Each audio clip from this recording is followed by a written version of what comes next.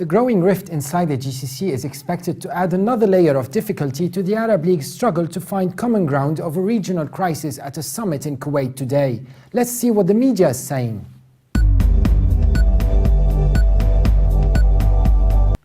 The United Arab Emirates, Saudi Arabia and Bahrain withdrew their ambassadors from fellow Gulf Cooperation Council member Qatar in the weeks leading up to the summit over Doha's support for the Muslim Brotherhood.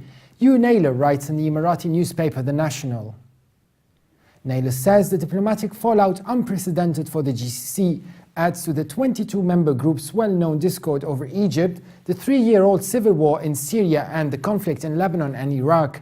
Naylor then quotes Professor Imad Salemi of Beirut's Lebanese American University, LAU, trying to cobble together a semblance of unity in addressing the problems in the region has been hard enough, but this deepening rift between Saudi Arabia and Qatar does not bode well at all for the region. The region's conflicts are so intense, yet the divisions over what to do about it may never have been so intense.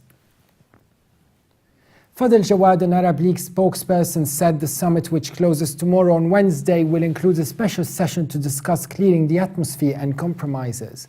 Kuwait's Foreign Minister Sheikh Sabah Khalid Sabah and the Arab League chief Nabil Al-Arabi said the differences will be debated but declined to reveal any specific mediation efforts.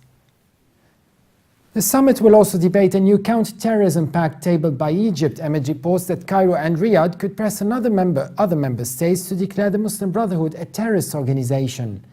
The crisis in Lebanon, where factions have increasingly been drawn into opposing sides of Syria's civil war, regional economic and social developments, and the Palestinian-Israeli conflict, is also expected to be addressed.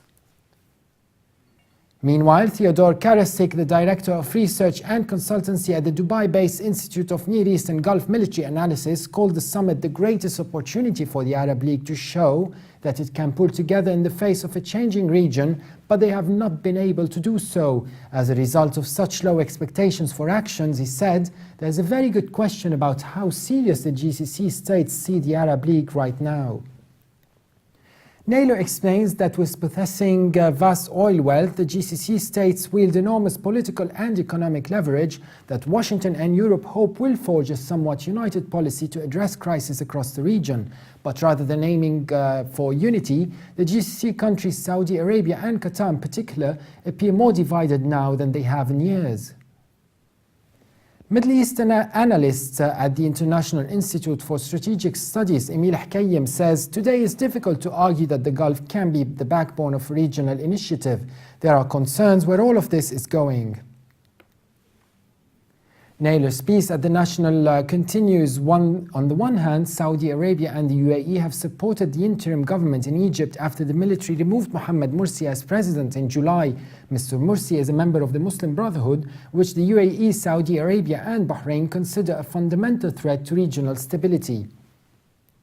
Meanwhile, Doha has demonstrated little interest in scaling back its support for the Islamist social and political group. Qatar is home to the Brotherhood's most influential figures, including its outspoken spiritual guide, Yusuf al-Qaradawi, whose Friday sermons have angered neighboring countries.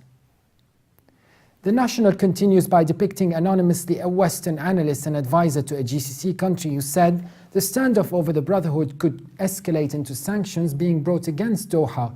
In the eyes of Riyadh and Abu Dhabi, Qatar would be seen as sponsoring states of terrorism, and that could open space for a range of retaliatory measures.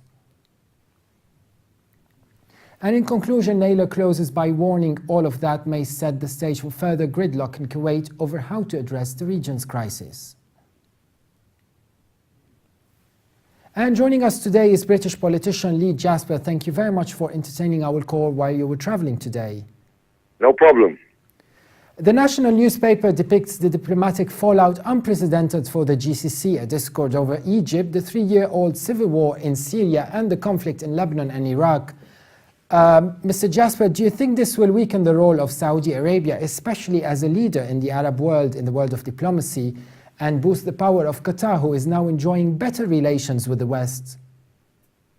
Yeah, I think it will weaken the power of Saudi Arabia, and I think that the extent to which there is now seemingly mass confusion amongst the Gulf states in relation to Middle East policy is absolutely transparent and apparent.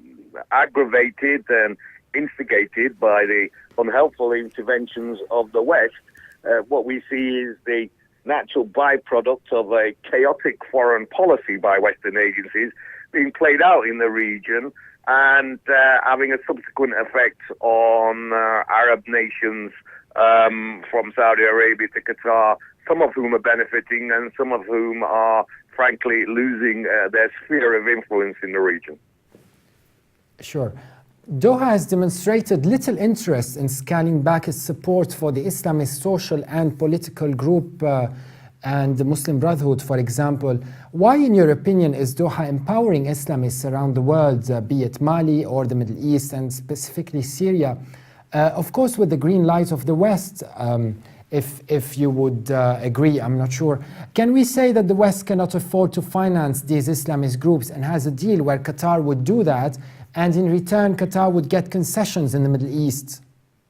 I think that's certainly the strategy that's being unfolded. But once again, as we've seen in other parts of the world, the West's incompetence, their venal greed, which sees them prioritize funding of extremist jihadists as a means of promoting, in quotes, democracy, has been a catastrophe and a failure that has only seen tensions rise both throughout the world in areas like Somalia and the Middle East and so on and so forth. So the foreign policy objectives of the West are mistaken. The strategy of the West in relation to engagement in the region is mistaken, and their tactics, which is one of seeking alliances with people with whom have no regard for human rights, peace, security and safety, is a recipe for complete disaster. Mm-hmm. And Mr. Jasper, do you think this might indirectly be a threat in the West, like the UK and the US, especially that Islamist groups are associated with Al-Qaeda, and many of them have British citizenship, for instance, or US citizenship? Would they not be a threat for the West? Well, British foreign policy, and as well as the rest, is a recruiting sergeant for extremists. It actually encourages, given their use of drones, given their use of funding these extremist groups, actually helps recruit people to extremist organizations. And of course, when they finish training, when they finish their combat in these areas, they're returning to places like London and Birmingham and Manchester and providing a real threat to peace and security there. So whichever way you unpack and analyze the West foreign policy, and particularly Britain's foreign policy in relation to Syria, Afghan, and so on, Pakistan, you see a inevitable consequence of increased threats to the security, both of the nations at which they're targeting and indeed for Britain itself. It is really building up a problem that will become increasingly evident as time goes by. Mm-hmm. Mr. Jasper, if you were in the capacity of British foreign policy advisor, what would you advise at this moment in time when it comes to that? I think that we've got to have a fundamental reframe of our relations with the Middle East. We simply can't keep operating on the basis of our colonial past or indeed our own economic interest. In seeking to prioritize people's individual security, their human rights and peace and safety, there has to be some universal agreements on the priorities associated with that, rather than seeking strategic influence or economic gain as a byproduct of foreign policy. Far too often, British foreign policy is dominated by seeking to maximize strategic influence and further the economic interests of Britain and America. And I think that the UK have been so exploitative of the Arab region, have made so much money from their interventions in the past, that to now adopt a foreign policy which prioritizes people over profit should be the ethical response to what we see taking place in the region.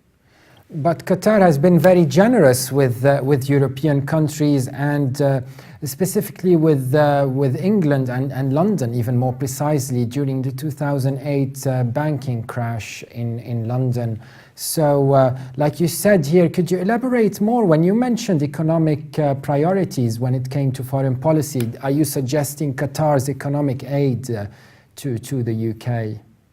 Both the economic aid to the UK from Qatari governments and also the sort of compliance and silence of the British government in relation to human rights violations in Saudi Arabia and Qatar and in other nations who have scant regard for people's human rights. This is an unholy alliance between Britain and Qatar, and not one that serves the interest of either the majority of British people or the majority of people in Qatar. It is simply a mechanism of seeking to further and consolidate Western strategic influence in the region by using economic and military mechanisms and strategies as their preferred option to developing education, to developing basic human rights, to developing respect for the rule of law and the maintenance of international human rights standards. Many thanks again, Mr. Lee Jasper, for your input today on Press Review. Thank you very much, sir. Thank you. That was Lee Jasper, also ex-senior policy advisor on equalities to the Mayor of London. For more updates, please visit levant.tv.